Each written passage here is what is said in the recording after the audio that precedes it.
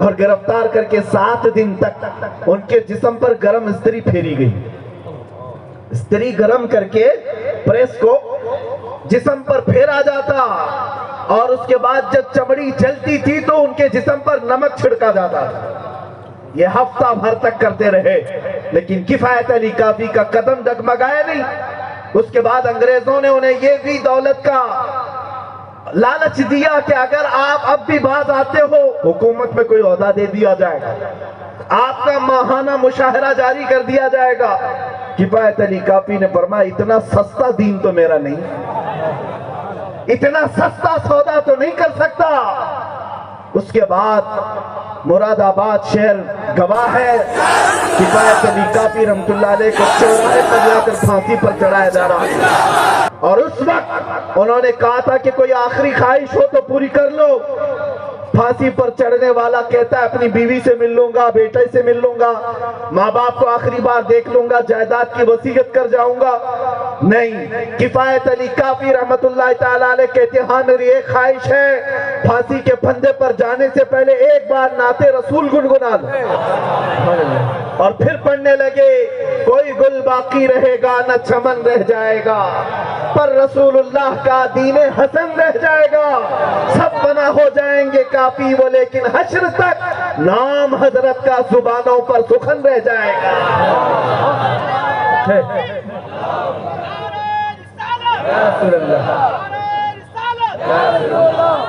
میرے عزیزو, اس وقت انگریز اپنے ظلم کی داستان لکھ رہے تھے. 8 دن تک جشن منائے کہ ایک عاشق رسول کو پھانسی پر چڑھا دیا گیا.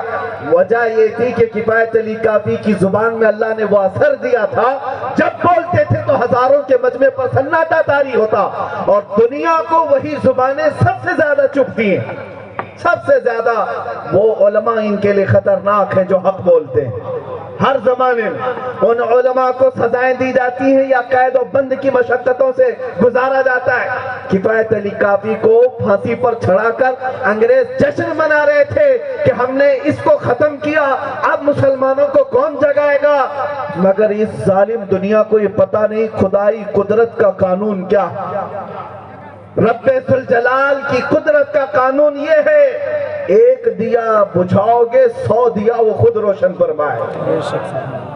مراد آباد میں ایک عاشق رسول کو پھانسی دے رہے تھے اور قریب 100 کلومیٹر بھی نہیں ہے, بریلی شہر میں مولا امام احمد رضا خان کو ایک ایسے عاشق صادق کی شکل میں پیدا فرما رہا ہے کہ جب وہ عاشق صادق بیدار ہوا, بلکہ بیدار کیا تو 1-2 کو نہیں کروڑوں مسلمانوں کو ایسا بیدار کیا کہ افریقہ کی سرزمین پر جاؤ, امریکہ کی سرزمین پر جاؤ یا کسی خطے میں جاؤ, بچہ یہ کہتا ہے آج ڈال دی قلب میں عظمت مصطفیٰ, ڈال دی قلب میں عظمت مصطفیٰ, سیدی اعلیٰ حضرت پہ لاکھوں سلام. نعرہ تکبیر, نعرہ رسالت, تحفظ ناموس رسالت کانفرنس, مسلک اعلیٰ حضرت علامہ سلمان اظہری صاحب قبلہ. نعرہ تکبیر, نعرہ رسالت. سبحان اللہ, سبحان اللہ. اس بات کو ہمیشہ یاد رکھو. میں قرآن کی وہ آیت آپ کے سامنے تلاوت کیا ہوں. اللہ عز و جل فرماتا ہے النبی اولا بالمؤمنین من انفسہم, نبی مومنوں سے ان کی جان سے زیادہ قریب ہے. نبی مومنوں سے ان کی جان سے زیادہ قریب ہے. میں تو محفلوں میں یہ پڑھ بھی جاتا ہوں, میں محفلوں میں جب یہ سما دیکھتا ہوں تو یہ پڑھتا ہوں وہ آئیں گے, آتے ہوں گے, ابھی آئیں گے.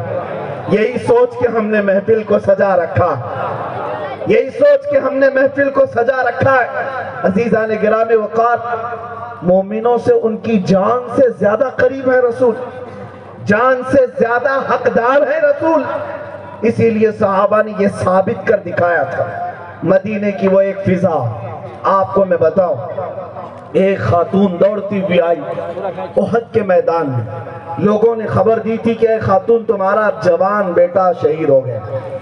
ایک عورت کے لیے اس کا 20-25 سالہ جوان انتقال کر جانا کیا معنی رکھتا ہے آپ کو اندازہ ہوگا. کسی باپ کے سامنے اس کے جوان کا لاشا جائے یا کسی ایک ماں کے سامنے اس کا بیٹا آنکھیں بند کر لے، اس کے لیے چھوٹی قیامت۔ میرے عزیزوں، ماں کا کلیجہ باہر آ جاتا ہے۔ مدینے کی اس خاتون کو دیکھو، وہ دوڑتی ہوئی آئی، لوگوں نے بتایا تیرا بیٹا شہید ہو گیا۔ سنتی رہی، آئی سیدھے میدان میں، رسول کریم صلی اللہ تعالیٰ علیہ وسلم کو پہلے تلاش کیا، پوچھا میرے آقا کہاں ہے؟ اپنے بیٹے کی لاش کے لیے نہیں، میرے آقا کہاں ہے؟ نبی پاک صلی اللہ علیہ وسلم کے پاس لایا گیا۔ وہ خاتون پوچھتی ہے، یا رسول اللہ، سنا ہے میرا لال، میرا جوان شہید ہو گیا، اگر آپ اجازت دیں تو میں بیٹے کی لاش دیکھ لوں، اگر آپ اجازت دیں میں اپنے بیٹے کی لاش دیکھ لوں۔ وہ مائیں کیسی تربیت کرتی تھی، وہ مائیں کیسے اپنے بچوں کو جوان کرتی تھی۔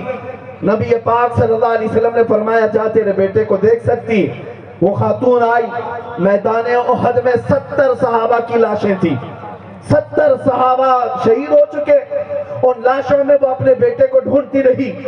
جب وہ جوان لال اس ماں کا نظر آیا، قریب آئی، دیکھا کپڑے پہنا ہوا سویا ہے، خون میں لت پت ہے، ماں کا کلیجہ باہر آ جانا چاہیے، آنکھیں چھلک پڑنی چاہیے، لیکن وہ خاتون آئی، اپنے نرم نرم ہاتھوں سے اپنے جوان شہزادے کا جبہ اٹھانے لگی اور پیراہن اٹھایا اور اپنے بیٹے کو پلٹتی ہے اور پیٹھ پر ہاتھ پھیرتی ہے۔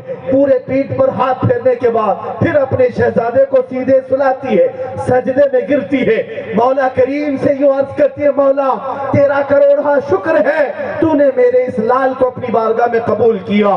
صحابہ جو کھڑے تھے انہوں نے پوچھا، اے خاتون، اپنے اس جوان شہزادے